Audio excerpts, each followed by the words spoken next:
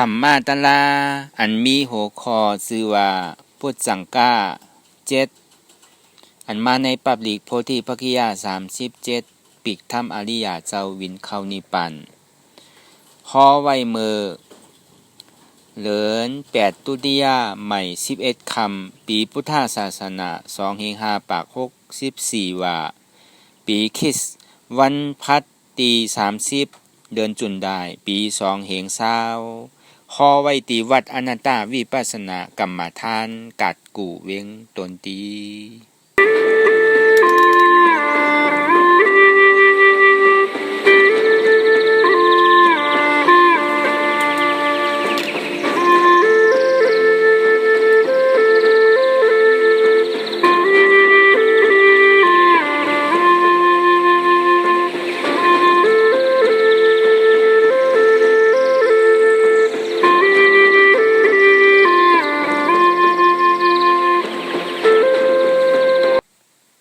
ก่อนที่นั่งปฏิวัติกูกรรมในข้าวเขาอ่อนกันไว้สาเยตนา3เจ้าก่อนพุทธังตีพุทธาเจ้านั้นผู้เจมีเฮาคาไว้คาอ๋อธรรมังตีธรรมนาตาเจ้านั้นผู้เจมีเฮาคาไว้คาอ๋อสังฆังเตียดิยาแปดเจ้านั้นผู้เสมีเฮาคาไว้คาอ๋อต่อสืบการในเฮาตีไลลูคันธาหาเบิงดีพระตราสังขากรพุทธังกาติคันธาหาเบิงปีแงบในลูตานเจ้าออกธรรมังกาติคันธาหาเบิงปีแงบในลูตานเจ้าออกสังฆังกาติคันธาหาเบิงปีแงบในลูตานเจ้าออกต่อสืบการในเฮาตีเลยกันต่ออาริยะเจ้าเขากูเจ้าก่อนในนกโลกดีปืนยากว่าจอมอาริยะเจ้ากูเจ้าค่ะในยามมือไหลก็ดีอันข้าว่าหูเสแลตั้งการลง3เปิงไล่วนพิษไล่ลาดพิษไล่เฮ็ดพิษมาเจอนั้นแค้นต่อ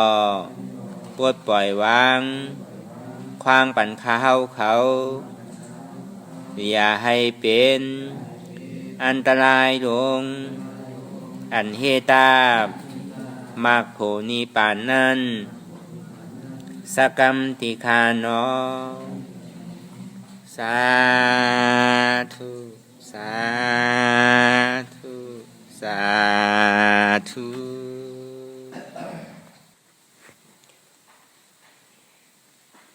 รายการนั่งอนัตตาวิปัสสนาภาวนาหานยอดธรรมนาตาในไหนอ่อนตั้งสุดในเกาะคือเอานั่งขาไก่ขุด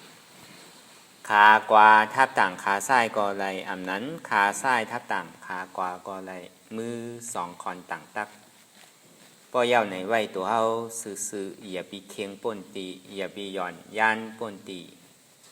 ป้อเย้าในเฮารับหูเนอเปิดหูยานปิงยาถอดมือเข้าใจดีๆรับตาเนอเปิดตาญาณปิงยาอยากโดยดีมันนอวิญญาณใจเดียนหูนั่นอันใดเสียนันในเดียนมันปอเกิดขึ้นมานั่นนี่ก็คือเฮาปอหมอวนวางแทบตัดตีใจอันหูอ่อนตั้งเฮาไปหันเจ็บไปหันทุกข์ไปป่องใสเหนืออนัตตาโดยเกาะโดยลมถอยใจเข้าออกอ่อนตั้งถอยใจเข้ายาวถอยใจออกยาวถอยใจเข้าลึกถอยใจออกลึกเข้าเกิดออกตายเข้าเป็นออกลูกป้องเกิดแวบตาย ตีเต้มันก็เป็นอันเดียวกันก้อยหนังเก่าเพราะว่าความห่างซ่าเต้นี่ก็เกิดตายความห่างดีเต้นี่ก็เป็นลูกตีเต้มันก็เป็นเย้าลูกเกิดเย้าตายก้อยหนังเก่านี่เราเอาเฉพาะอันใดเช่นอันเดียมันปอกเกิดขึ้นมานั่นนี่ก็พอเมื่ออันเท่าสติมาอยู่ดีลมถอยใจเขาออกนั่นพอใจมันพ่วงปิวว่นกว่าตั้งดอกว่นกว่าลองไตรองเหนือนั่นห้องอารัมมณะอารมณ์มันเกิดขึ้นอารัมมณะอารมณ์ตัวนั่นเดียมันขึ้นนั่นอย่าปีมันกว่าเจริญจละอย่าปีมันกว่าล้วนกว่าเหลือว่นเหลือเนี่ยอันนี้สอนดีว่าอารัมมณะอารมณ์มันใดเสียนันตีมันปอกเกิดขึ้นมานั่นเนี่ยก็เฮาก็ดีได้เอาญาณปัญญาหวนตันจอมมันเสยาก็ยานสมาสังกปะวุ่นหันตอนมันจอมเสก้อยกะอ่อนตั้งห้อมไปป่องใจนึดอนัตตะไปหันเจ็บไปหันทุกข้านั่นก็จองดีว่าคือเขาตัวลมถอยใจเขาออกอ่อนตั้งมันเป็นกายะอันนึงที่ยักตัวตั้งแต่ที่คอยต่อไปตีนหันสะพอเตียนมันอุปเปิงพองำมันไหลเลยจองดีว่าเกิดตีมันอุปเปิงพองำมันไหลเลยจองดีว่าตายเป็นลูกเกิดรับอยู่ติ๊กอุปเปิงพองำมันไหลใครเป็นก็เป็นอยู่ใครลูกก็ลูกอยู่ใครเข้าก็เข้าอยู่เข้าเย้าเนมออกก็ไหลออกเย้าเนมเข้าก็ไหลจองดีว่ามีอันไหลตั้งแต่จิโกต่อไปตีนเตียนเฮาอุปเปิงพองำมันไหลเต้นั่นจองดีว่าหันเฉพาะเตียนมันเป็นอนัตตาวนหันเฉพาะเตียนมันเป็นอนัตตานี่ก็คือเขาเอาญาณปัญญาเฮาได้ทัดสร้างกว่าค่อยกะอ่อนตั้งในเฮาย่ำไปหันเจ็บไปหันทุกข้ามไปปองใจเนื้ออนัตตาตัวนี้ก็เฮารับหูเนยเปิดหูญาณทอมขอซับแรงเตียนป่นมาเนี่ยก็เฮาตีขึ้นเอาโพธิปัจขิยา37ปิกธรรมอริยเจ้าบินเข้านิพพานตีเป็นก่อเสียชุมาเงาดวงเฮาปออุนที่วิสิตาธรรมะอนัตตารามธรรมโบไลเทศไว้ปับลิกในโพธิปัจขิยา37ภายใต้นั่นเนี่ยก็เฮาเจ้าเป็นลูกน้องตะเป้เนี่ยก็ซ้ำขึ้นตีมาซับแรงอย่างไรคือมันโหตอนมันเยาวก็ตีคือมันกว้างกว่าคือมันเป็นรายจ้างตื้อกรรมปุญตะปฏิวัติกว่าอันต่างปุ่นมานั่นเนี่ยก็ในโพธิปัจขิยา37เนี่ยเขาก็เลยซับแรงกว่าเยาวในสติปัฏฐาน4สมาปัฏฐาน4เยาวก็อิทธิบาท4เยาวก็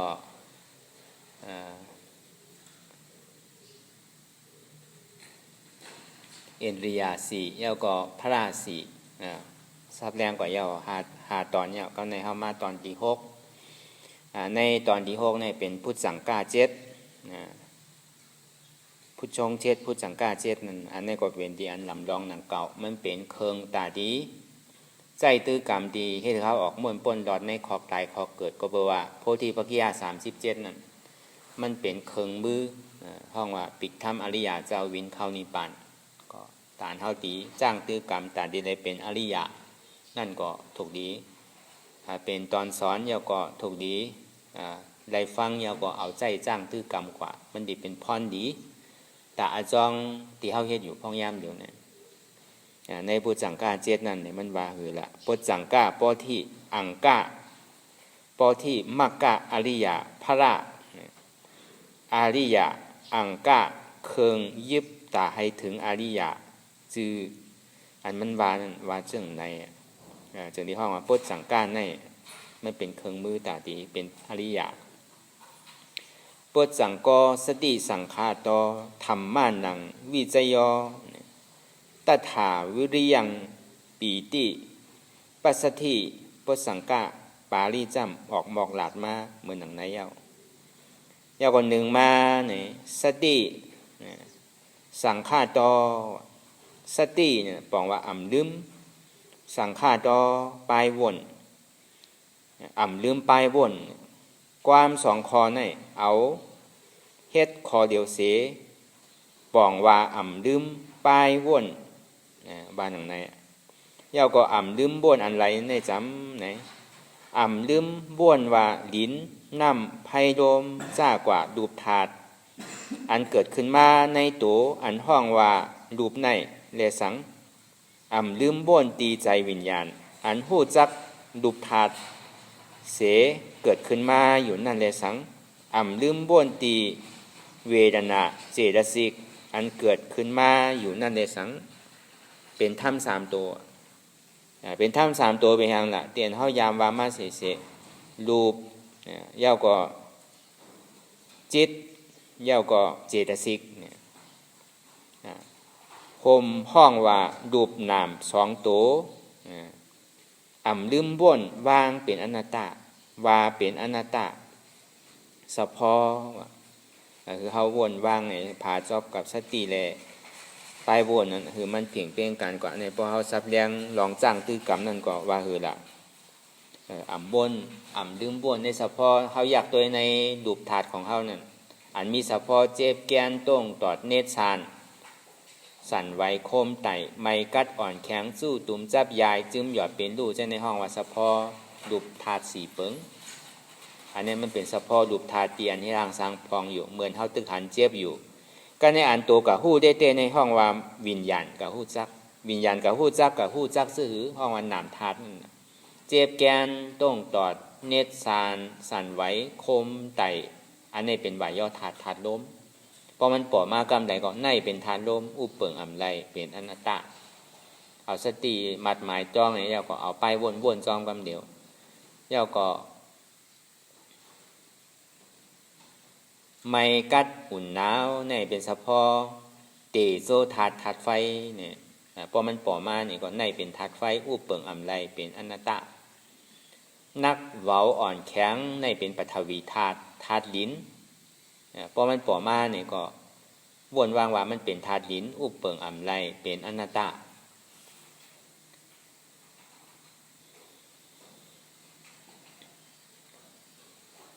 จู่ตุ๋มซับยายซึมหยอดเป็นดูในเป็นเฉพาะอาปอธาตุน้ำพอมันปอกเกิดขึ้นมาเนี่ยก็ในมันเป็นธาตุน้ำอุปเปิงอำไลจี้สังอำไลเนาะอนัตตาเนี่ยอันนี้พอดีมาป่องแจงเลี้ยงใจดีเนี่ยก็ห้องว่าคือละในยุควิญญาณเวทนานั่นในใจเจตสิกในรูปใน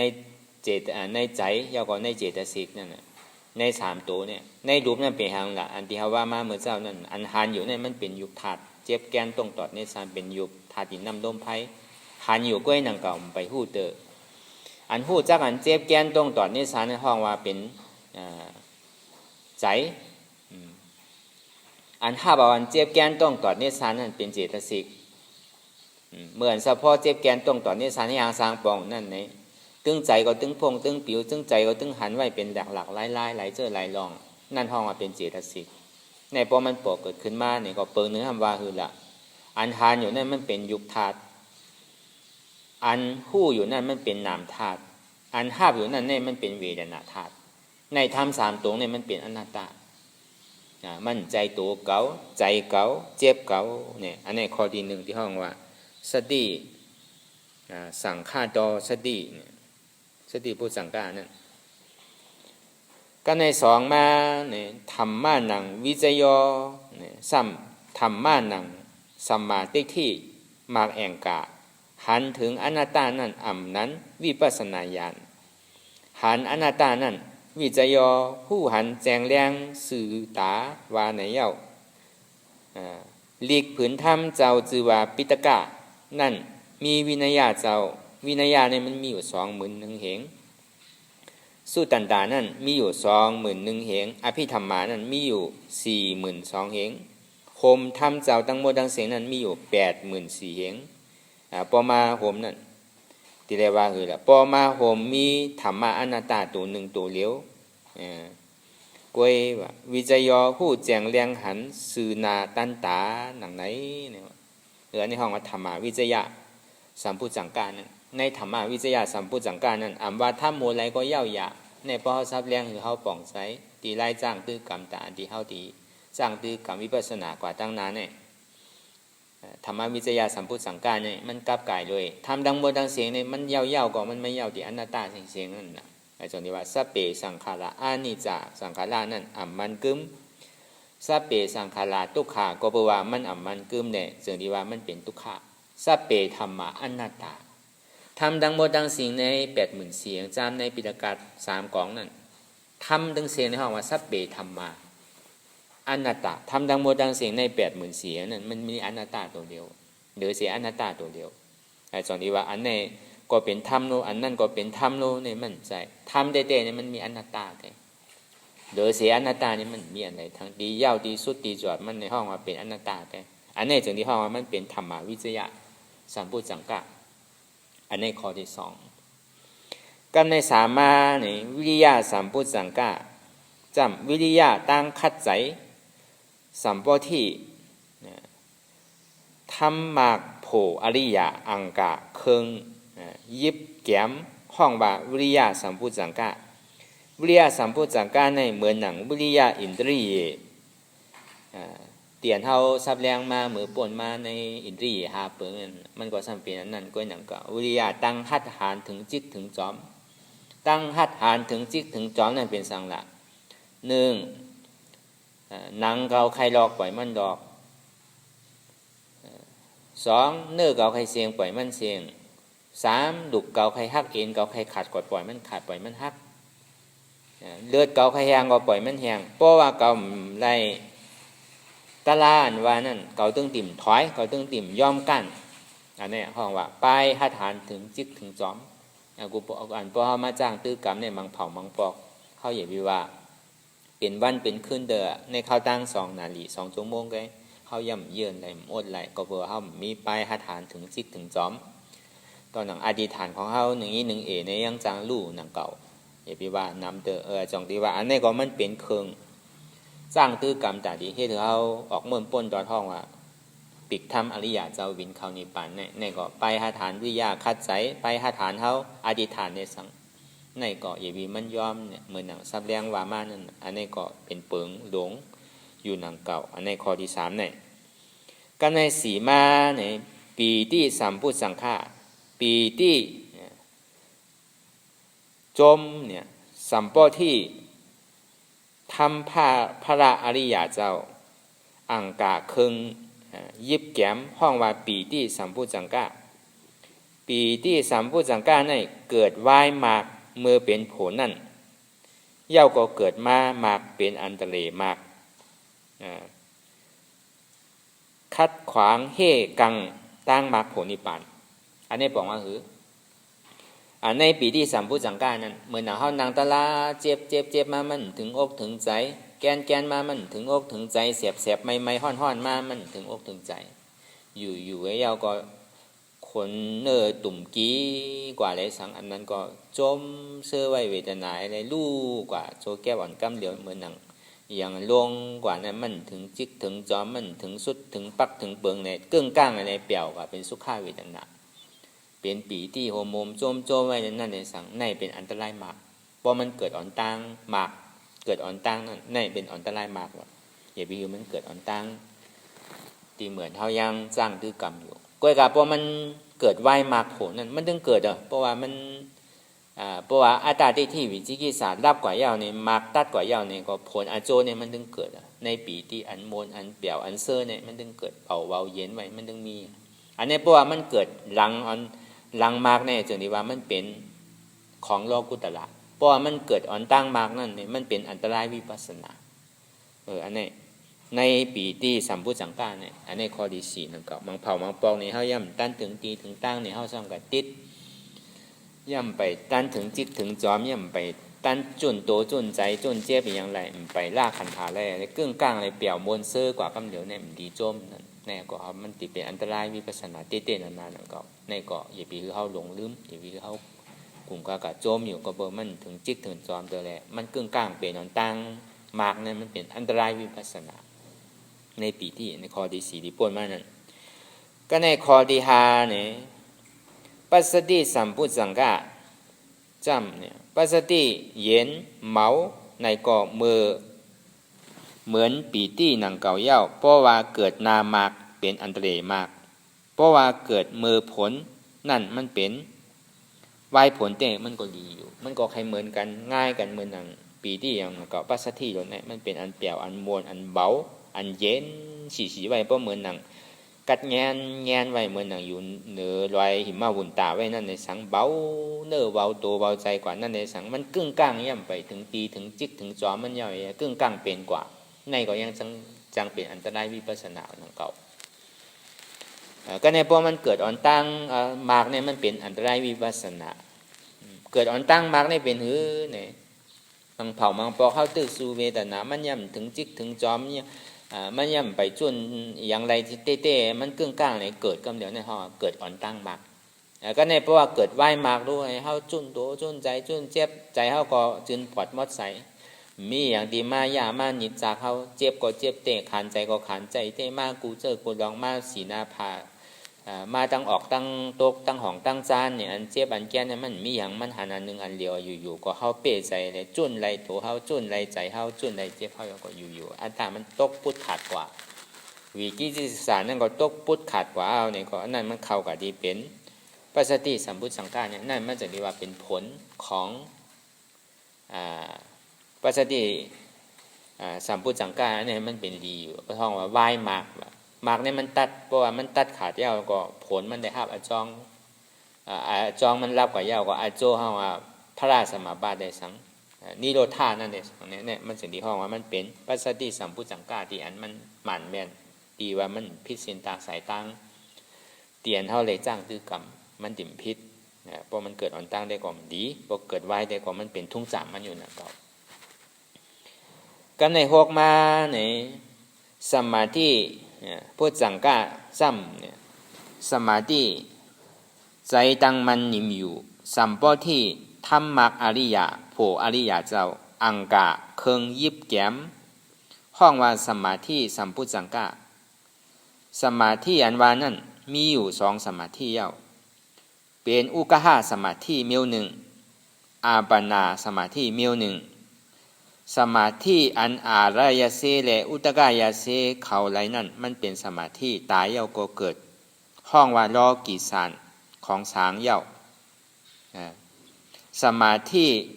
สัมพุทธสังฆาในเป็นสมาธิลอกุตระผาจอมสมาธิที่มักแองกะผาจอมใจอริยะเขาเจ้าเย้าเป็นสมาธิจั้นสูงสุดพุทธเจ้าว่ายัมพุทธเสถุปริวนายิสุติสุจริงในเย้าสมาธิอันผาจอมใจอานาการมีผู้อรหัตมรรคอรหัตโปอริยสามเจ้านั่นปาริวันนายิสุจริงดีอามยองยออ่ำเย้าว่าไหนสมาธิอันไหนเป็นสมาธิจิกจอมสูงสุดเย้าเนี่ยสมาธิก็มันก็แจกเพไว้มีอยู่สองเปิงในสมาธิที่ในลายสมถะที่อุกหะสมาธิและอาปานาสมาธิที่เป็นลายจ้างตื้อกรรมของอารายเสและอุตกายเสของนั้นมันเป็นฌานมันเป็นให้เธอเป็นช้างเป็นรูป้ารูป้าให้เธอใจนิมูก้อยนางเก่าอันนี้มันเป็นของโลกีสารเพราะว่าโลกุตตรสารในเนี่ยมันเป็นอย่างนั้นมันก็ตึงไหลในตั้งแต่อนาคามเดสังอนาคามีโผเดสังเยาวก็อาราธามากเดสังอาราธาโผเดสังในสมาธิที่มันเป็นสมาธินิ่มมันเป็นสมาธิที่อันแม่หล่อนตอนเกเลยมันเป็นโลกุตระมันผาจอม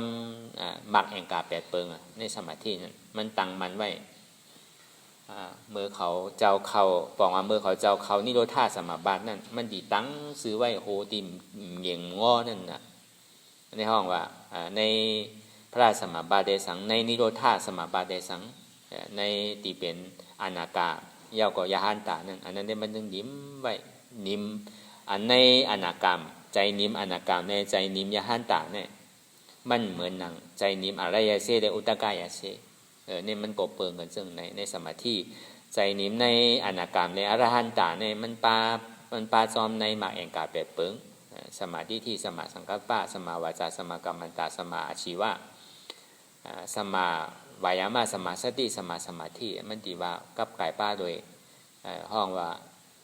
ศีลวิสุทธิไดสังจิตตวิสุทธิไดสังปัญญาวิสุทธิไดสังเนี่ยมันดีเกิดขึ้นนั้นแหละมันดีวิสุทธิจึงปลดมดใสดีมันมีอันพิษนั่นมันจะดีว่ามันเป็นสมาธิของโลกุตระก็ในเจตมาในอุเบกขาสัมพุทธสังฆาในอุเบกขาสัมพุทธสังฆานั่นห้องว่าอุเบกขาไหววางสัมปที่ทำอริยเจ้าอังกะเคืองยิบแก้มการไหววางในเป็นเคืองยิบอริยเจ้าเขา อุเบกขาเคืองยิบอริยะเจ้าเขาในมีอยู่3อุเบกขามีอยู่3อุเบกขาเยา1เนี่ยอุเบกขาทุกขเวทนาเหมือนหนังทุกขเวทนามันปรเกิดขึ้นมาเนี่ยก็ปล่อยว่างลองไว้ว่างลองขานใจเหมือนหนังเพราะว่าฮู้ว่าทุกขปรเกิดขึ้นมาเนี่ยมันดีขานใจมันดีใจมันดีอันนี้มันไว้ว่างได้ว่ามันขานใจมันทุกขเวทนามาตันหือก็ใจงุดงิดอยู่หยาบขึ้นขั้นขานใจจะไหนมีอันนี้เป็นอุเบกขาของอริยะในทุกขอุเบกขานั้นก็ใน2มาในอุเบกขาสุขเวทนา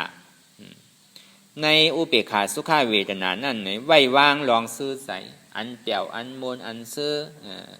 เหมือนหนังว่าคือละป้อเปี่ยวป้วนในก็มครึ่งกลางลีใจอันมนอันซื่ออันลีป้วนในก็มครึ่งกลางลีใจนั่นน่ะมันไว้ว่างลองซื่อใจเลยนาก็ไว้ว่างตู่ก็ไว้ว่างใจก็ไว้ว่างเลยมันเปี่ยวมันซื่อตันหือเสตาในก็มันเปียในเพิ่นออกในห้องว่า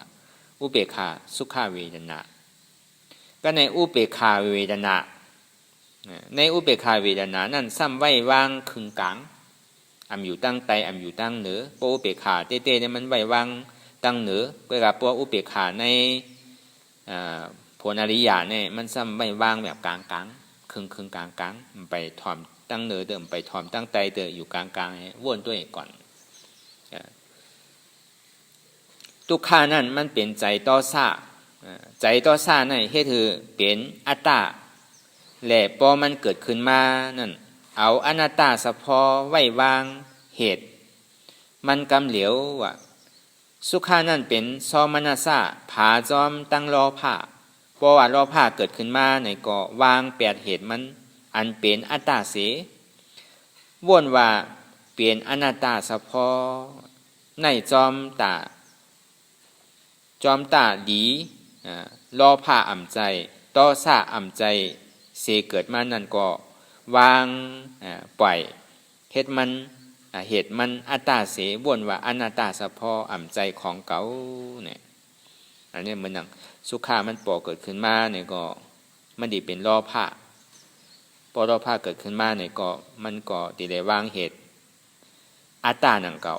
อันเปี่ยวอันโมเนี่ยมันโจมกว่ามันเป็นก็เป็นอัตตานั่นน่ะเป็นรอผ้าก็เป็นอัตตานั่นหนังเก่าอันทุกข้าขันใจที่มันปอเกิดขึ้นมาเนี่ยก็ป้อกับขีกับไม่ใจจ้อมเนี่ยก็เป็นอัตตาหนังเก่าอันนี้เหตุหักเงาอันเพราะว่าไล่สร้างตื้อกรรมเต้อันดีว่าอุเบกขาสัมพุทธสังฆานั้นในอุเบกขาสัมพุทธสังฆานั้นเตียนเท่าไรมาจ้างตื้อกรรมกันอยู่พ้องยามกูขิงกูข้าวกูยามเตียนเท่าไรซับแรงอยู่เสียนั่นว่าทุกข้าเตียนมันปอเกิดขึ้นมาในธรรมดาของโลกล้อก้าเนี่ยโกทำใครทบใครยายังโกละอัตตาโกเกาโกก็ในอันเปี่ยวอันโมนอันเซออันจมสุขาเกิดขึ้นมาในซ้ำจมน่ะยังจมน่ะเกาจมก็แปลว่าล่อภาคใครไรในจมเป็นตัวเป็นอัตตาเป็นเกาจมเนี่ยก็ในเหมือนหนังอุเบกขาปอเกิดขึ้นมาในซ้ำขั้นบนขั้นสังมันอยู่กลางนั่นน่ะนั่นก็ธรรมดาของโลกล้อกาเป็นหนังนั้นหนังเก่าอย่างแหละมันวางแบบมันกลางล่ะนั่นก็มันเป็นอัตตาเป็นหมาหน้าหนังเก่า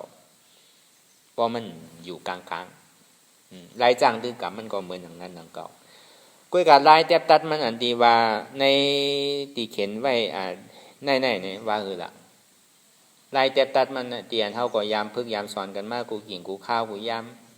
กำสั่งสอนพระเป็นเจ้าเนี่ยมันสารคัดกันกับการโลกล้อกะมันสารคัดกันเจื่องหือ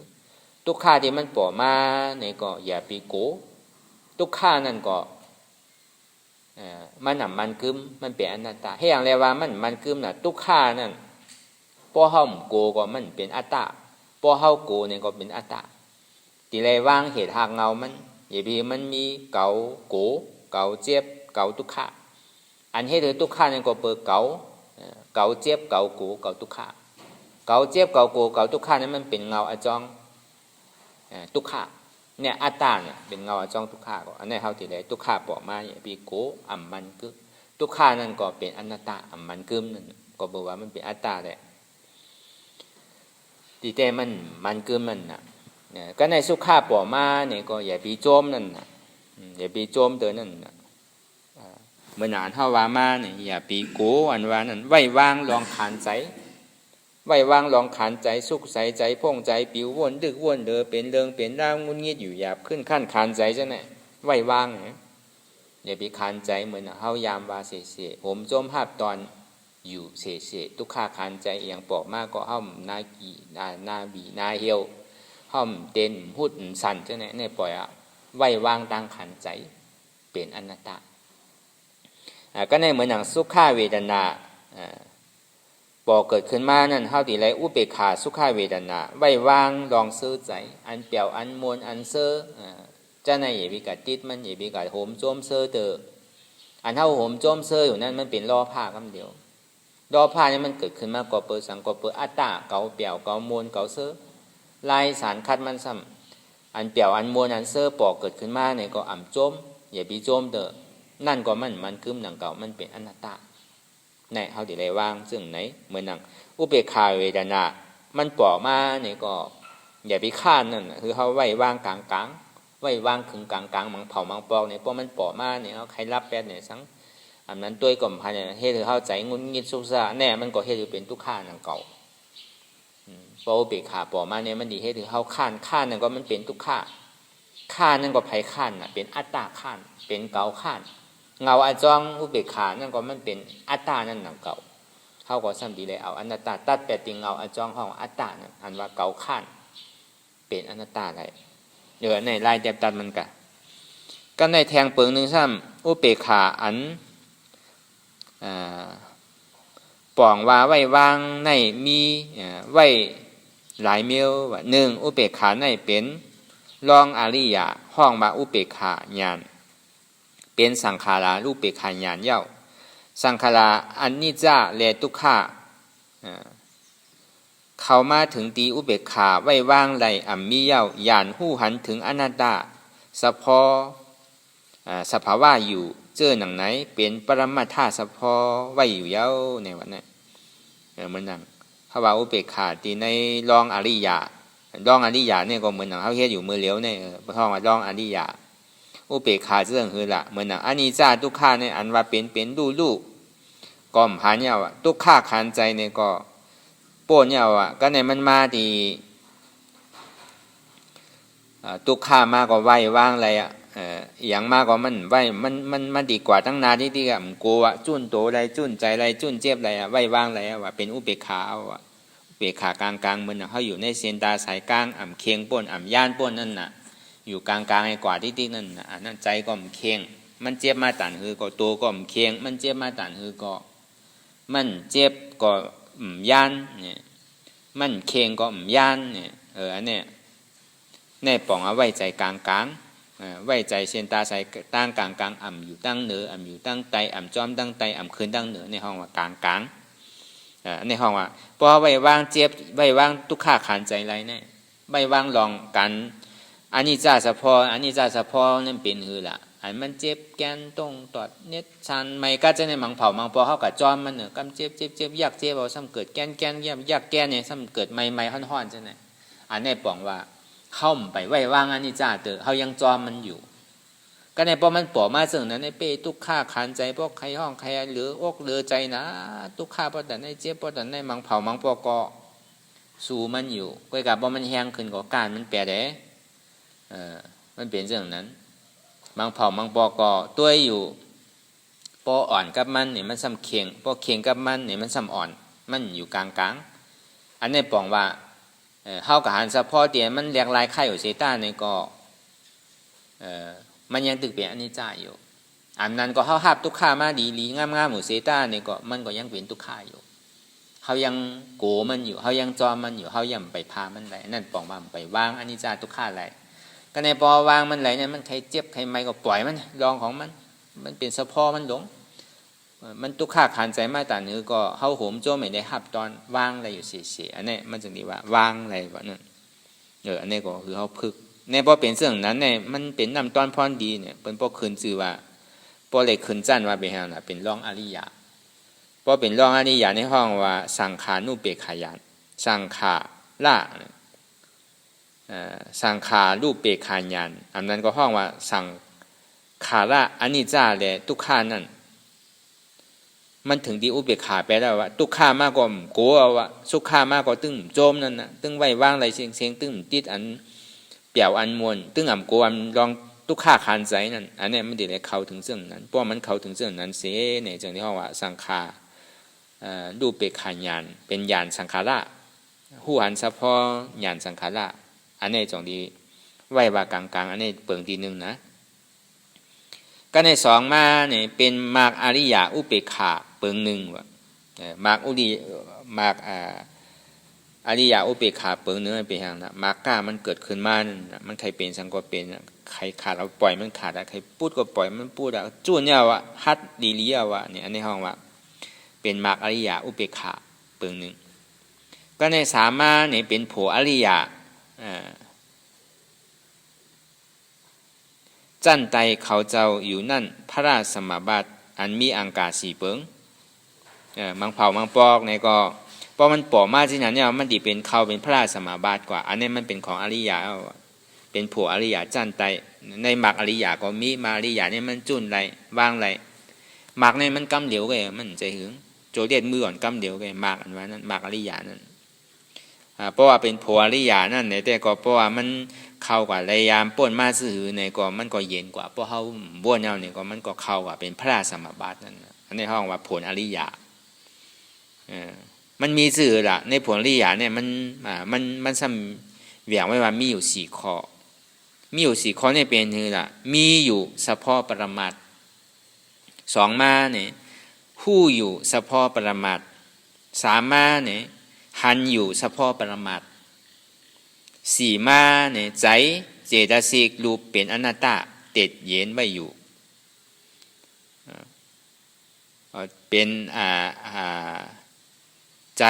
เจตสิกรูปเป็นอสังขตธาตุติดเย็นไว้อยู่อสังขตธาตุเนี่ยมันมีสังขารมันติดเย็นไว้เหตุการณ์เนี่ยว่าเป่าเบาเย็นมันจมเซออยู่ไว้ที่นั่นนะมันติดเย็นสีไว้มันมีห้องว่าอสังขตธาตุในอสังขตธาตุในป่องว่าสังขารมันเหตุการณ์ก็ในกาเขาสีเปิงในเป็นพระราชสมบัติอันสามัญญาโพสีโพเขาเจ้าห้าป่วยเอาในยาวพระราชสมบัติในมีความซับแรงมันในสามข้อพระราใจโพสีเขาเจ้าสมากัดเย็นปฏิฮอดถึงว่าในยาวปอมาโฮมกันป่องว่าฮอดถึงตีใจโพสีกัดเย็นอยู่ยาวเนี่ยใจโพสีก็มันก็เป็นพระราชสมบัตินั่นนะเหมือนดังใจโพสีเป็นอย่างละโสดาปฏิโพสตกามิโพอนาคามิโพอรหัตตาโพ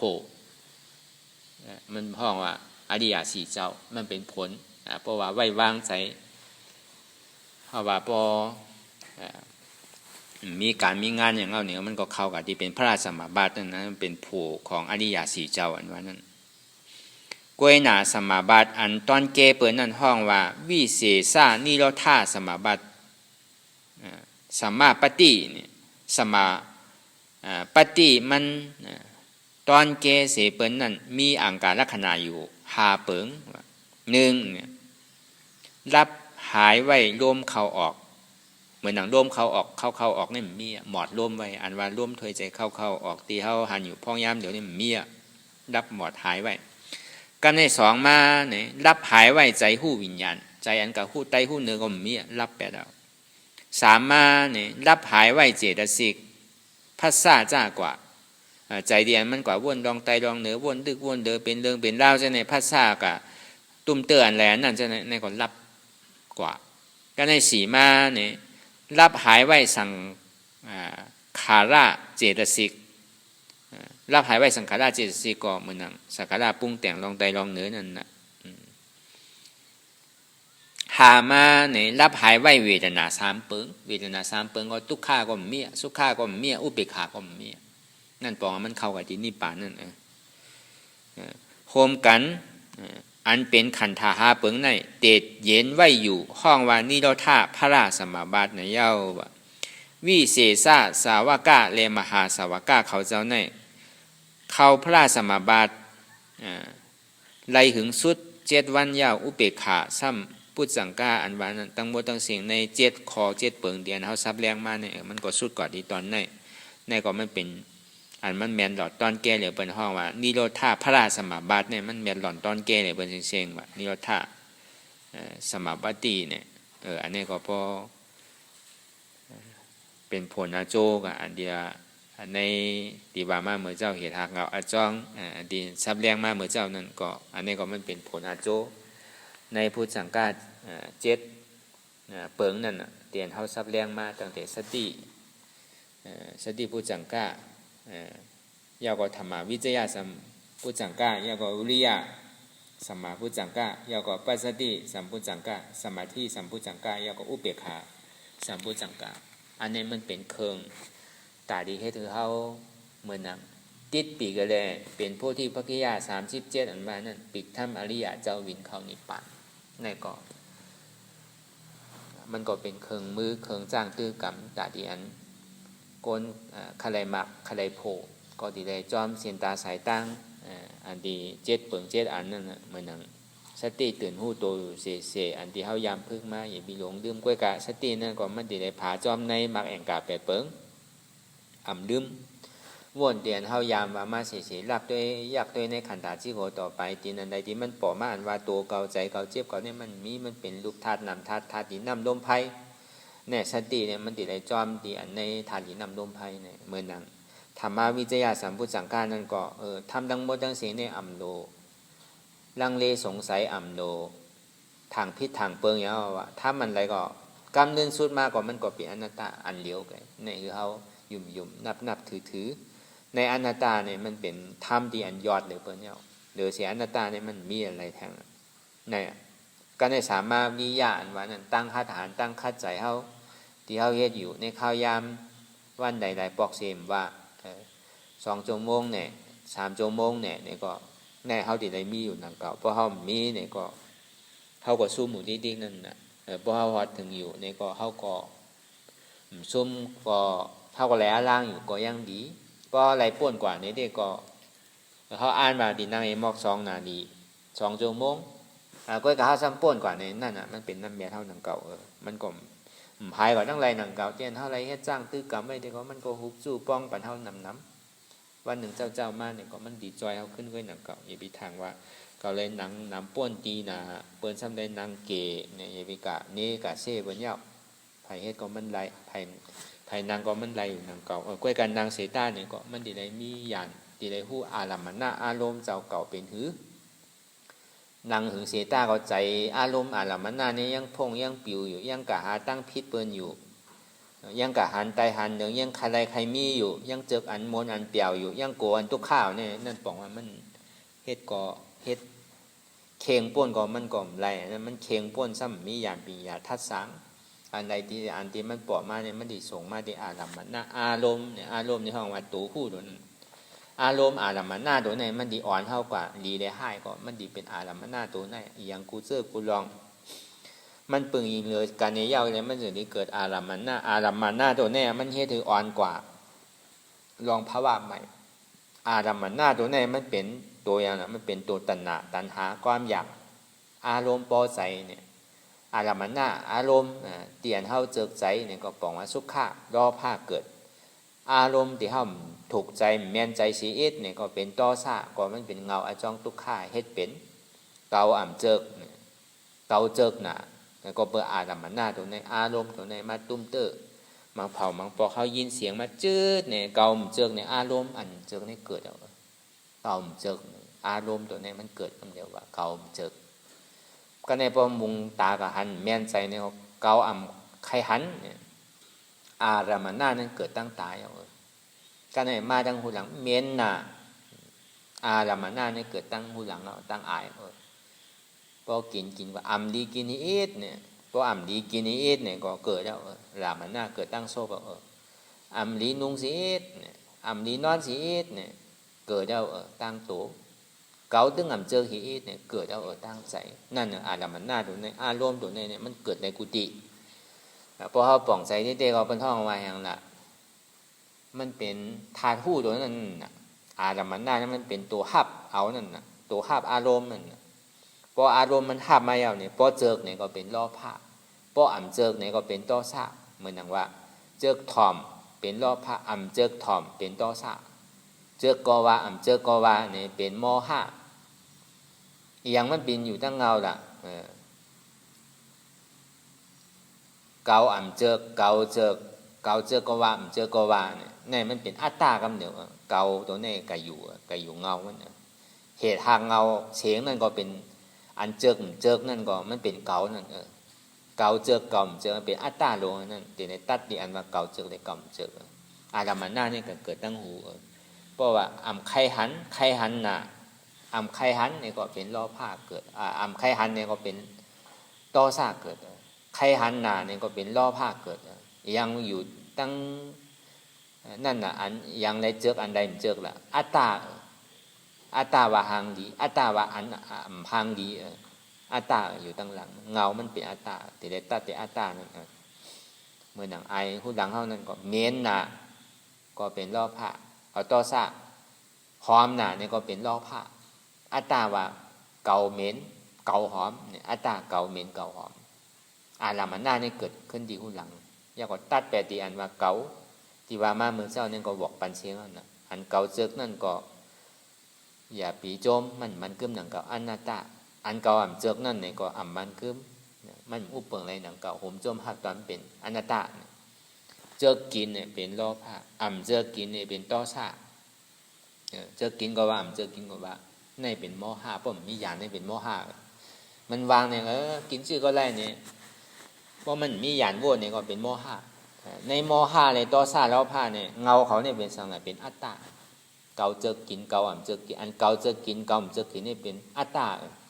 เกาเจิกอัตตาเกาอ่ำเจิกเมื่อนั้นอันโคนุโคไว้เท่านั้นก็ลีนุ่งน่ะเป็นโลภะอ่ำลีนุ่งเนี่ยเป็นโทสะลีนุ่งก็ว่าอ่ำลีนุ่งก็ว่าเป็นโมหะเงามันโนเป็นทางไหนเป็นอัตตาเกาอ่ำลีนุ่งเกานั่นเป็นอัตตาเกาลีนุ่งน่ะเกาตัวนั้นน่ะมันเป็นอัตตาอันว่าลีนุ่งนั่นก็เกาเจิกน่ะเป็นโลภะเกาอ่ำเจิกในเป็นโทสะเจิกก็ว่าอ่ำเจิกก็ว่าในเป็นโมหะผมมีญาณอันว่าเกาเจิกอันอยู่ในลึกๆนั้นมันเป็นอัตตาที่ว่าเกาเจิกเกานั่นเป็นอัตตา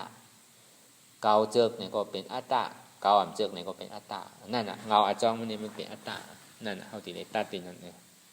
อย่างมันอย่างสมาธิที่อันเฮาได้มาจ้างตื้อกรรมนั่นก็เหมือนอย่างนั้นนั่นเก่ามันก็สมาธิตั้งมันอ่ำสันอ่ำควันอ่ำยกอ่ำย่ายอ่ำค่ายอ่ำนึงตั้งมันอยู่เฉยๆใจก็มันโตก็มันใจก็มเคียงโตก็มเคียงใจก็มย่านโตก็มย่านอยู่กลางๆอย่าไปเคียงนะอย่าไปย่านนะอย่าไปย่อพอมันย่านนะก็มดีใครรับพอมันเคียงนะนี่ก็เป็นสติยาวกว่ามันหมอปักขินได้พอมันเปรมมากก็มันดีเป็นโทสะเกิดเพราะสติน้ำหนักก็ในพวกเอาสมาธิน้ำหนักเป็นล้อผ้าเกิดโอ้มันนั่งที่ไหนมันเปี่ยวรู้ทุกข้าอย่างก็นั่งที่ไหนได้2, 3, 4 นาทีก็นั่งอะไรมึนเปื้อนอยู่เนี่ยในมั่นใจล้อผ้าเกิดเอานั่งอะไรคือก็ยาวก็กาเข้าติได้หู้จอมอารมณ์อารมณ์ของเขาเนี่ยมันมีอย่างอยู่มันเปลี่ยนสังอยู่มันยังตึกนอนอยู่ตึกลืออยู่เนี่ยมันมีใจยังอยู่อารมณ์อารมณ์ที่เขาภาพมันพอใจพอใจมันอยู่ไว้เรื่องนั้นนั่นอยู่ที่มันเป็นเรื่องนั้นก็ว่ามันเจ็บมาที่ไหนมันขานใจมาตั้งไรเนี่ยอาดัมมันหน้ามันกว่าที่นั้นอารมณ์มันก็เกิดขึ้นที่นั้นมันเกิดขึ้นกำไรก็เหมือนอย่างว่ามาเมื่อเจ้านั่นนะอุเบกขาสุขาเวทนานั่นผมโจมเปี่ยวมนเซอมาตันคือก็อ่ำโจมมันวางคือเป็นหน้าตาอะไรอุเบกขาทุกขาเวทนาเนี่ยทุกข้าขานใจมันปวดมาตันคือก็โหมโจมภาพตอนว่างเปลี่ยนหน้าตาอะไรอุเบกขาเวทนาอุเบกขาที่มันปวดมานั่นก็ว่างกลางมีหยัดมีข้านนั่นวันเฉพาะอันตั้งไรเสมว่าอุเบกขานี่ก็ให้ข้านว่างเป็นกลางอยู่ตั้งในอยู่ตั้งเหนือแล้วก็ว่างเปลี่ยนหน้าตาอะไรมันจะดีหมันแม่นั่นในอุเบกขานั่นก็อันนี้ก็สำคัญเอามาเป็นเครื่องสร้างตื้อกรรมโอคอธรรมะตระอันใดก็ในปุริปักขิยา37นั่นมันก็เป็นอันตอนสอน ก้วยกามันเป็นกูกันในกูกันในเฮาใจเคิงตื้อกรรมอันใดก็อ่อนเฮากว่านิพพานดังเก่าตั้งแต่สติปัฏฐาน4เตียนเฮาซับแรงป่นมาแล้วก็สมาปัฏฐาน4เตียนเฮาซับแรงป่นมาแล้วก็อิทธิบาท4เตียนเฮาซับแรงป่นมาแล้วก็อินทรียะ5เปิงเตียนเฮาซับแรงป่นมาแล้วก็พละ5เปิงนั่นมันเป็นเคิงตาดีเฮาเลยมักเลยโผเสียก้วยกามาวันไหนนี่ครับเป็นผู้สังฆา7เนี่ยเฮาก็ดีเลยยามยินอยู่ในผู้สังฆา7เปิงเนี่ยเป็นเคิงมันยามมีเจ้าสารีบุตรลาเนี่ยเจ้ายาหันตาป้านนึงที่เขาอุบกันนั่นเฮ็ดหยังห้ามอยู่เปิดที่เฮ็ดหยังที่ได้เฮ็ดติก็เปิดอย่างแลเป็นที่ได้ปึงอิงใครมักเลยผลนี่ที่ได้เอาศีลสังเนี่ยอันว่านั่นที่ได้เอาสมาธิสังที่ได้เอาสติสังเนี่ยที่เอาวิริยะสังที่ได้เอาอันใดเสียงเปิงในเอ็นอันถึงนิพพานเนี่ยที่ได้ปึงอิงอันใดเสียนั้นใจเนี่ยที่ได้ปึงอิงกันเสียงเมื่อนังเข้ากว่าเมืองหนึ่งในเมืองหนึ่งนั่นต่างไก่มันมีอยู่เฮาว่าไว้ว่ามี70อยู่จันนะก้วยกะตานมาดีกะฮอดกว่าถึง70อยู่จันนะเนี่ยมันฮอดได้เมื่อนังเพราะเฮาคืนที่เมืองในกว่าเมืองทนหนึ่งที่ได้ขี่ม้าในกว่าสืบหนึ่งใน10อยู่จันนะเพราะว่าตื่นเจ้ามาเมืองฟุกเนี่ยซ้ำที่ได้สืบม้าอันดีเมืองนั่นในกว่าทั้งมาเมืองทน2ทางสืบหนึ่งเฮ็ดที่ไหนกว่าต่อถึง7สืบมันจึงที่ฮอดจอดถึงไรที่ฮอดยอดที่ปลายได้เนี่ยที่ได้ปึงอิงถึงเสียงนั่นน่ะใน7ข้อ7อันเนี่ยพุทธสังฆา7เนี่ยก็มันก็พาในนักเก่าเป็นเครื่องมือตาดีปึงอิงเนื้อกันจะว่าเอาอันใดอันนึงอันใดใจตื้อกรรมเนี่ยกว่ากำเดียวเนี่ยมันหลายนั่นมันก็จะได้ปึงอิงกันตั้งแต่ที่เฮาว่ามาเหมือนเจ้าสติสัมพุทธสังฆาก็เป็นสืบทีนึงยาวก็ธรรมวิจยะสัมพุทธสังฆาเนี่ยก็เป็นสืบที2ยาวก็วิริยะสัมพุทธสังฆาเป็นสืบที3ยาวก็ปีติสัมพุทธสังฆาสืบที4ปัสสติสัมพุทธสังฆาสืบที5สมาธิสัมพุทธสังฆาสืบที6ในอุเบกขาสัมพุทธสังฆาสืบที7ในก็ปึงอิงเนืองกันนี่แหละจึงที่ฮอดจอดถึงที่เมืองเตียนเฮายังอ่านกว่าในเขาตั้งไก่อยู่70อยู่จันนะนั่นที่ได้สืบกว่า7ตีมันก็เหมือนทางนั้นแล้วก็ที่ได้ปึงอิงเนืองกันนี่แหละเฮ็ดจ้างตื้อกรรมกว่านั่นก็ก้วยกาเตียนเฮาละเฮ็ดมากูมือกูวันกูกินกูข้าวกูยามนั่นเตียนซับแรงไว้อยู่เฉยๆนั่นก็มันก็ป้ากันเฉยๆนั่นก็สมาธิที่สมาสังกัปปะตั้งหันจือใจตั้งวนจือใจก้วยกาในเฮามาแจกเพว่าอันใดมันเป็นตอนไหนอันใดมันเป็นตอนใดเนี่ยมาแจกเพนี่ก้วยกาตะล้านว่าแต่ก็พอมันออกมาได้เนี่ยแต่ก็มันก็ตึงเปลี่ยนอันเดียวกันเสียงๆกล้วยหนังเก่ากล้วยกาอันใดเป็นเก้าอันใดเป็นกลางอันใดเป็นปลายเนี่ยอันนี้ก็วันมาแน่เนี่ยก็เฮาก็ซับแรงเขาโปหวันป่องเจียงแรงใจกว่าในทำกรรมสั่งสอนบุญข้ามพระเป็นเจ้าเฮาได้เฮ็ดไว้ในโพธิปักขิยะ37แล้วก็เป็นเสียชมมาโพนที่วิจิตาสำคัญได้มาปิ่นเป็นภายใต้บอกเปียนี่ในตัวปรมัตถ์ในตัวจ้างตื้อกรรมถ้าว่าเป็นลูกน้องตะเปเนี่ยก่อนนั่นเลยเท่าไรมาจ้างตื้อกรรมในวันเหมือนในปกติคือแจกแจงแรงใจดีๆเนี่ยก็ซับแรงหนึ่งมันกว้างคุณตาเท่าไรมาจ้างตื้อกรรมนั่นคือได้เท่าปกติฮอดจอดถึงเมื่อหนังปรับดิกเตียนได้พอเมื่อหนังอันที่กรรมที่ได้บาไว้นั่นปกติปักขิยะ37เนี่ยปกติว่ากล้วยใส่ถ้ำเนี่ยปีกถ้ำอริยะเจ้าวินเข้านิพพานเหมือนถ้ำทั้งเสียงเนี่ยเอาฮอดใส่ในกล้วยไว้เวียกกว่าที่ได้เวียกกว่าใน7ข้อเนี่ยเวียกกว่าแล้วก็เหมือนอย่างพอเฮาดีวินเนี่ยพอมีปีกก็จังวินหนังเก่าอันนี้เหมือนอย่างเฮามาหาตั้งตาดีไรปีกมันนั่นเฮาจังดีวินไรง่ายพอเฮาไรปีกมันก็เฮาก็บินนั่นบินกว่าตั้งเหนืออะไรที่ตกลงตั้งแต่เปียสีผมมีตกอยู่ตั้งเมืองขันใจหาที่เปี่ยวมุนเสื้อใจโจเรียกมือก่อนกำเหลียวก่อนมีนั่นมันเป็นบ้านเก่าเมืองเก่าเฮาเต้ๆนั่น